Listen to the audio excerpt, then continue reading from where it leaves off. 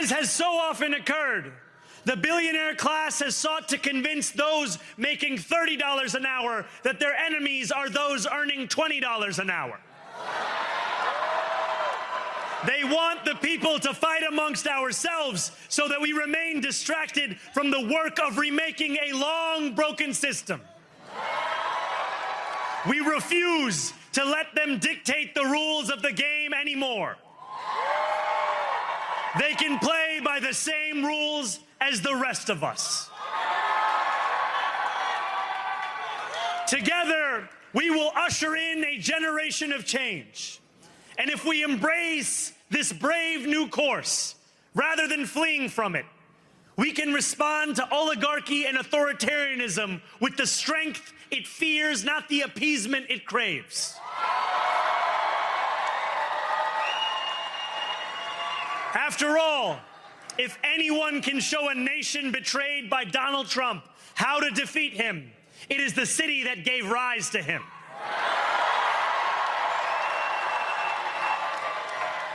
And if there is any way to terrify a despot, it is by dismantling the very conditions that allowed him to accumulate power.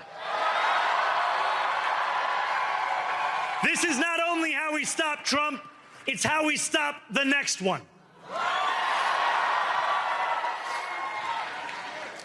So Donald Trump, since I know you're watching, I have 4 words for you. Turn the volume up.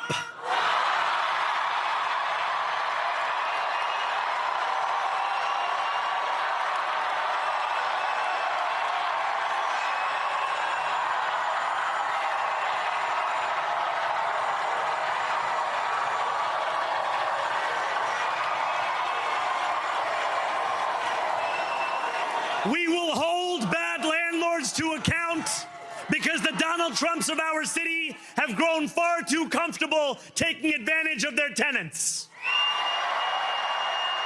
We will put an end to the culture of corruption that has allowed billionaires like Trump to evade taxation and exploit tax breaks. We will stand alongside unions and expand labor protections because we know, just as Donald Trump does, that when working people have ironclad rights, the bosses who seek to extort them become very small indeed. New York will remain a city of immigrants, a city built by immigrants, powered by immigrants, and as of tonight, led by an immigrant.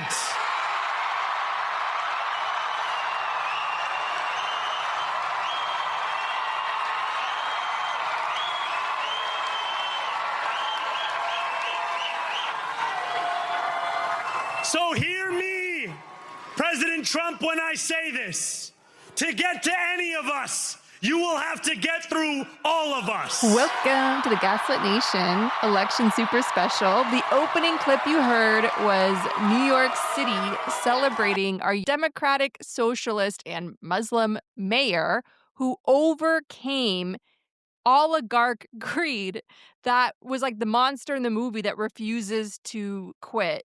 Like Andrew Cuomo lost the primary. He runs again, backed by billionaires, backed by Stephen Miller, Elon Musk, Trump himself.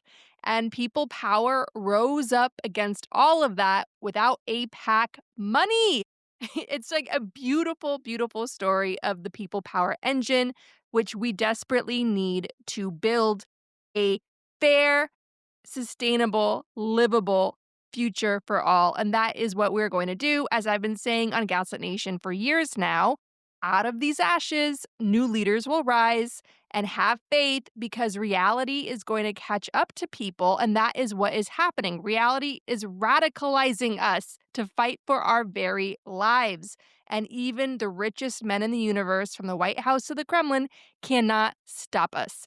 What do you think, Terrell Starr, who is here with me in Brooklyn, fresh from Ukraine? I came from Ukraine to New York for the primary purpose of voting for Zohran Mamdani And I'm really happy that our city really rose up. And not only did we fight against the oligarchs, we fought against the Islamophobia that has been Massive racism, and it's still going. that's been taking place. I posted some photos of me from my precinct, and I saw in the comments dozens of comments just saying your mayor participated in 9/11, or your friend or your mayor's friend participated in 9/11, just really ugly stuff. And so it shows that not only New Yorkers that we rose up, but also the Democratic Party is that if you are a progressive, forward thinking leader, you don't need the approval of the top brass in order to be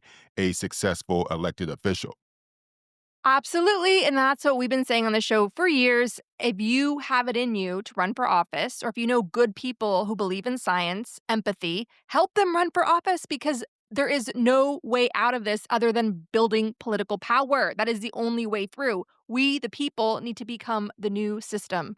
Absolutely. And you don't need to be a apex behind in order to do it first and foremost. But I think that this should be a really powerful signal to establishment Democrats that if they continue to be silent, play this Hakeem Jeffries game where they give lukewarm support towards the end of the campaign, and continue to undermine the efforts of people like Mamdani, or stay silent about this Islamophobia and then xenophobia that's taking place, they're going to be left behind. And a lot of these people will potentially be primaried. I certainly hope many of them are primaried, because we need to get to a point where we elect officials that are just as passionate as the far right are. What really impressed me about Mamdani was when all these ICE became really aggressive and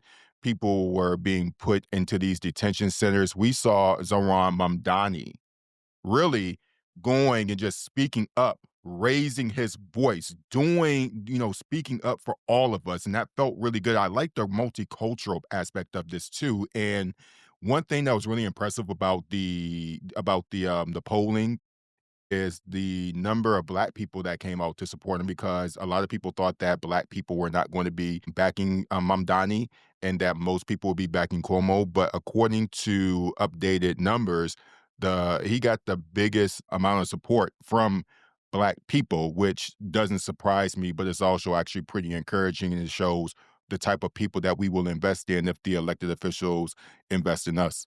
Well, I was thinking about that, how like Zoran Mamdani was very clearly getting the Black vote. And that's for a lot of obvious reasons. He's speaking to working class voters who are the very backbone of the city. Terrell and I both live in New York City. I've been here for 20 years. My mom and dad grew up in this city. My dad grew up in Astoria, Queens. My mom grew up in the South Bronx. They both, in their early childhood, were like in a refugee camp in a tenement on the Lower East Side. So that's my family history. It is New York City. The very first thing my mom saw, because both my parents came on refugee boats from Europe. They're both born in World War II refugee camps. The first thing my mom saw of America was the Statue of Liberty.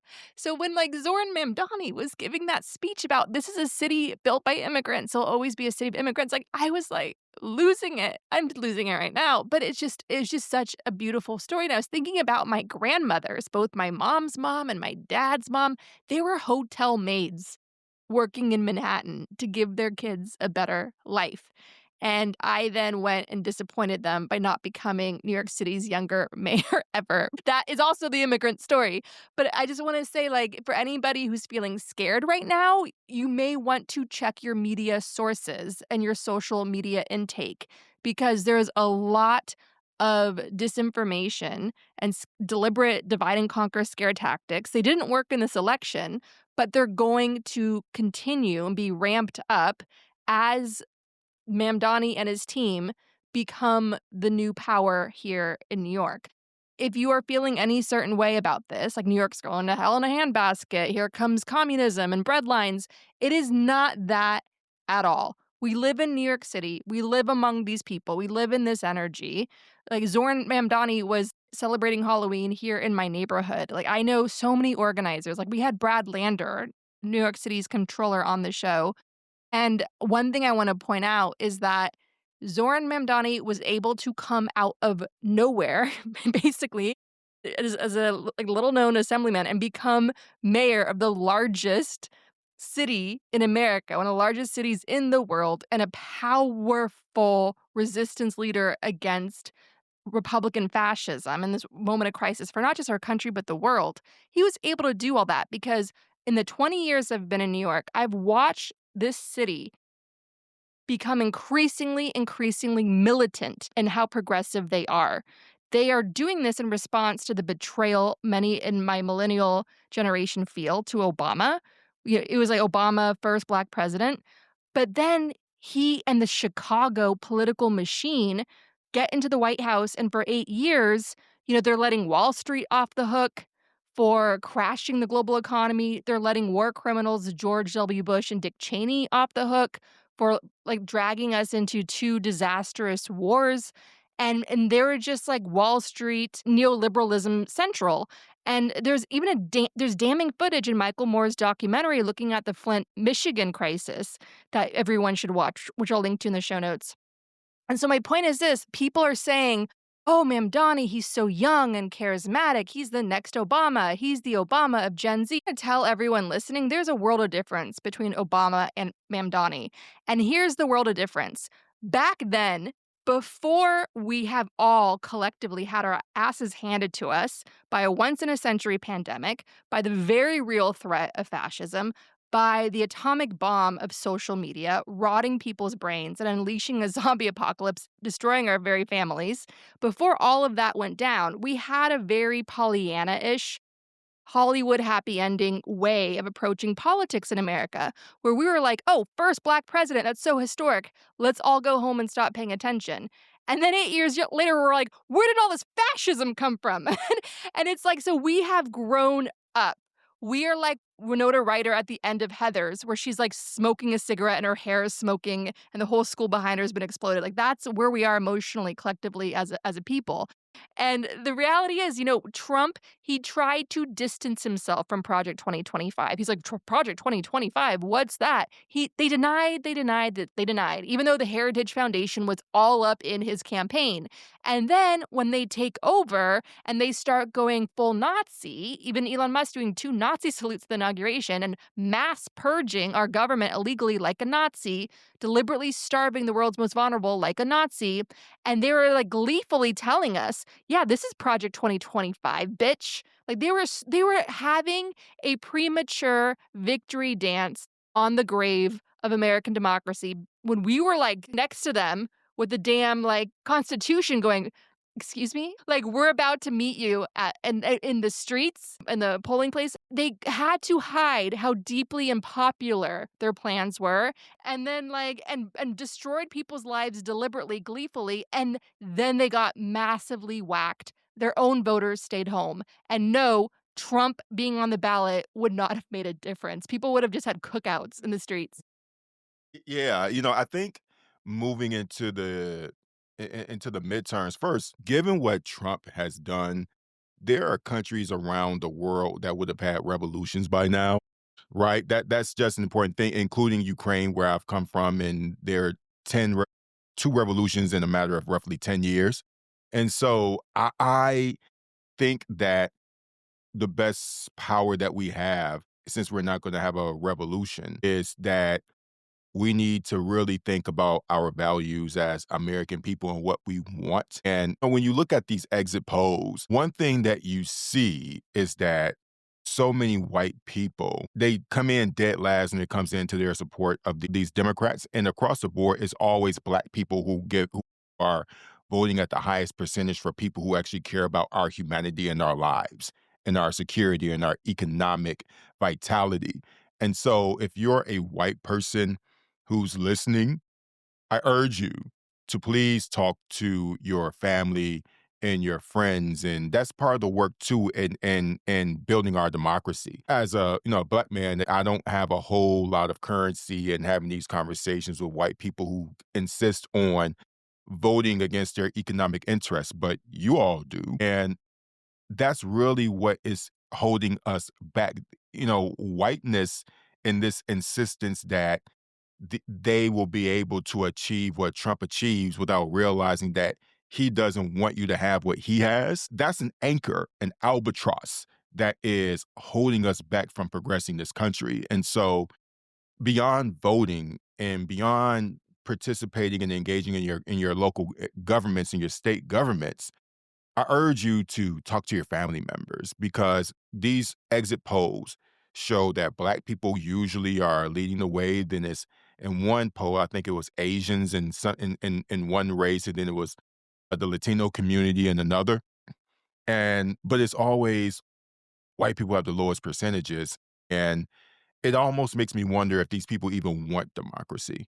Right, and I think about that so often, but but it shows us an opportunity that if you really engage and if you really go out, you have a chance to win. But mainly, I really want a lot of us who can talk to our white family members who keep voting for these Republicans. Please talk some sense into them. Don't know if it'll work or not, but that's at least a shot, and that's also participating in democracy. That conversation that you have with family members, at your kitchen table and at your cafe. I want to just close out to tell Donald Trump, who is probably hacking up a lung somewhere, hacking up a Big Mac, is this. We would have, my gosh, it's very clear who American voters blame for the cruel, sadistic government shutdown. For instance, there's no reason to stop SNAP benefits. No shutdown has ever done that before. You're doing that deliberately to use food as a weapon, just like your handlers in the Kremlin have done and are still doing against Ukraine.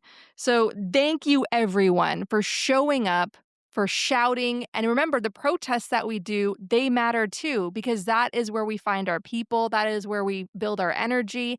And we're going to bring the heat again in 2026 and 2028. And from the ashes of the MAGA Nazi corpse, a new generation of leaders will rise. Zohran Mamdani. The name is Mamdani. From the Bangladeshi auntie to the parent strangers, thank you for nodding. Fight for working people, no apology. Fight for a city that works for everybody. From Port Richmond to Jackson Heights, from Harlem to Bay Ridge. In the flavor to the rice. We deserve a city we can afford and a life of dignity where we can do more than keep on the lights. Make buses fast and free. Eliminate the fare, make them move with ease. Freeze the rent, build housing for everyone needs. Childcare at no cost to parents. Not a green when I look out to the midnight skyline. I see strangers in each other in dark times. We won with the most votes in city history. Victory shattered Cuomo's inevitability. The billionaires not scared. Work day and night to stop Mamdani is Mamdani. From the Bangladeshi auntie to the parent strangers, thank you for nodding. Fight for working people, no apology. Fight for a city that works for everybody. From Port Richmond to Jackson Heights, from Harlem to Bay Ridge. In the flavor to the rice. We deserve a city we can afford and a life of dignity where we can do